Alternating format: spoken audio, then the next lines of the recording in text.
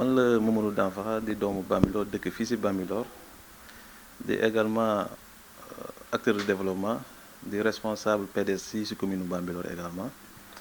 waaw di œuvre tout ce qui est pour le développement de Bambilor. Bertin kii jégal ma sa Biram suufu Bertin bi ñun dañ see sonn dañ see taay depuis Mathusalem ñu ngi siy wax te amaana gaa c'est un titre foncier 1975 bu am bu ñu créé mais le 31 octobre 1984 dafa amoon benn arrêté bu ministère de l'urbanisme bu mu génne woon 014 319 buy autoriser morcellement ak vente terrain bi mooy morcellement ak vente teef bi c'est le gouvernement yi def ay jéego bu Ablaye Wade ñëwee am lu mu jënd ci Bertin bi pour mun a conserver village yi et def extension village yi mais à notre grande surprise nag Bambilor dañ ko légué woon quelque chose comme 60 hectares booba tey kenn déggul kenn tin tey dugal nañ dossier ginnaaw suba defar nañ lii ginnaawaat suba dossier yaa ngi fële gars yi di wax bu njëkk ba sax njëlbeen sax dañ na mosula am il a fallu qu'un collectif sàmm sa moomeel sàmm sa gox jóg ñaxtu ko def une marche pacifique autorisée pour ne ñun quand même on a besoin de nos 60 hectares kon nit ñu édifié wuñu si 60 hectares yi ñu doon wax amuloon te ñoom ñoo njëkk ñoo ne waa finalement am na donc loolu vraiment d'abord maa ngi koy ñaawlu ndax kilifa quand même suñu la joxee loo xam ne askan bi moo ko moom da nga war a def lu gaaw jox delloo ko askan bi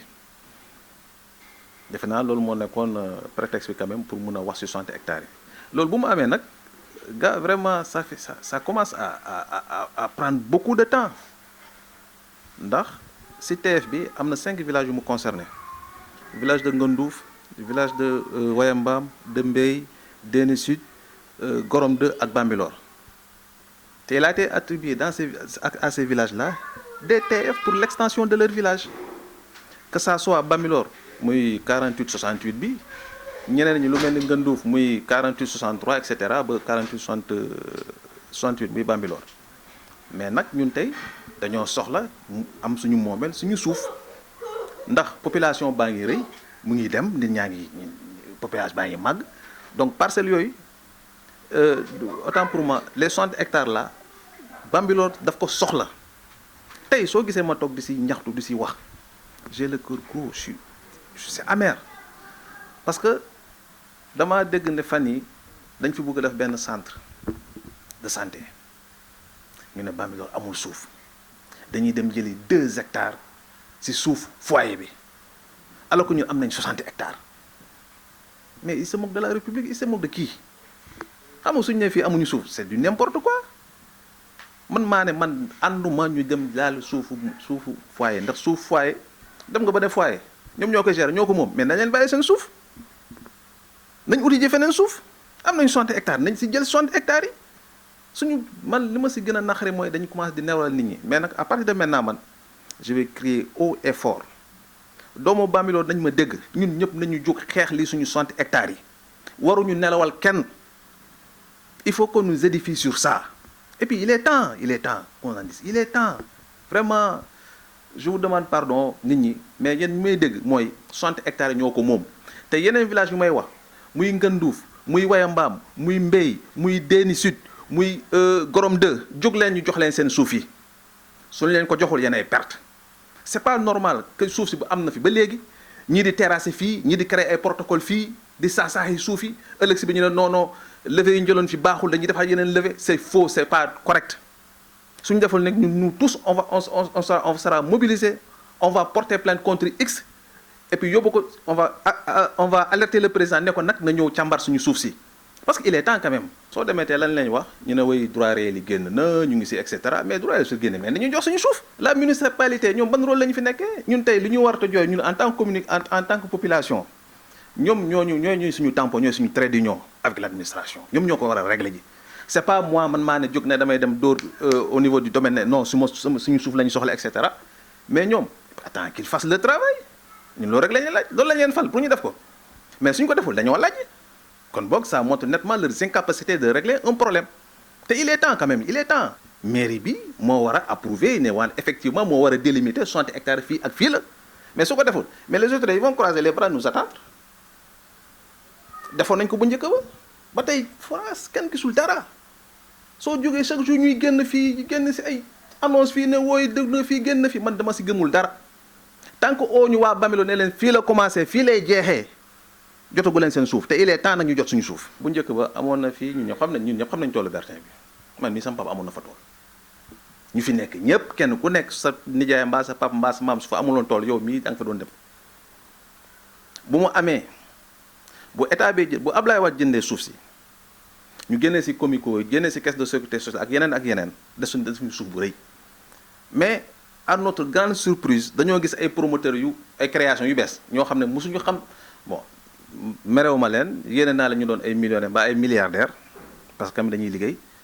mais c'est que c'est vilain fekk nit koo xam ne xamul dara si suuf ne ko kaay nga doon promoteur ma jox la lii nga terrassé ma jox la sa lii nga dem sa yoon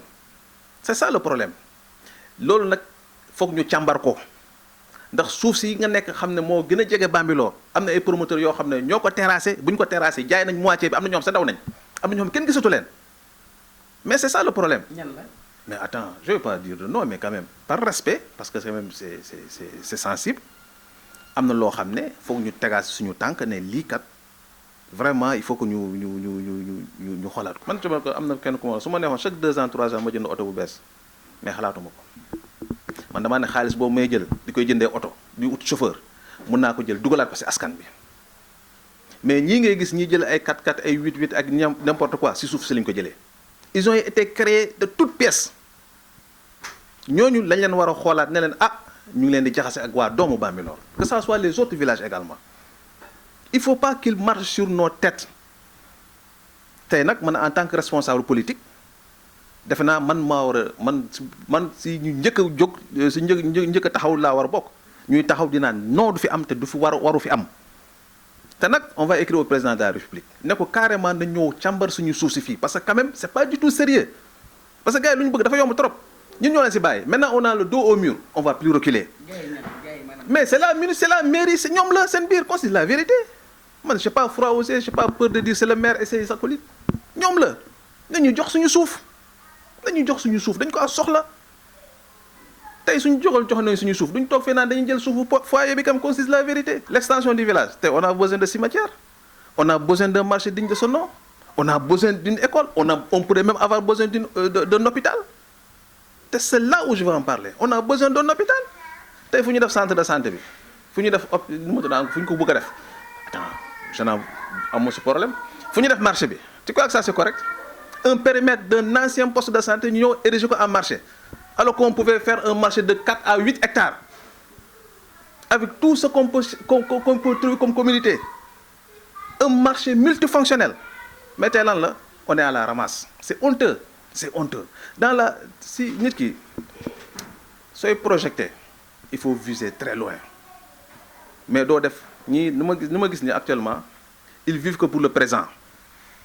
ils ne vivent que pour eux et pour leurs proches alors que c'est pas ça tey man su ma doon xeex du ma xeex pour sama parti du ma xeex pour sama man damay xeexal réew mi damay xeexal askan bi damay xeexal Bambilor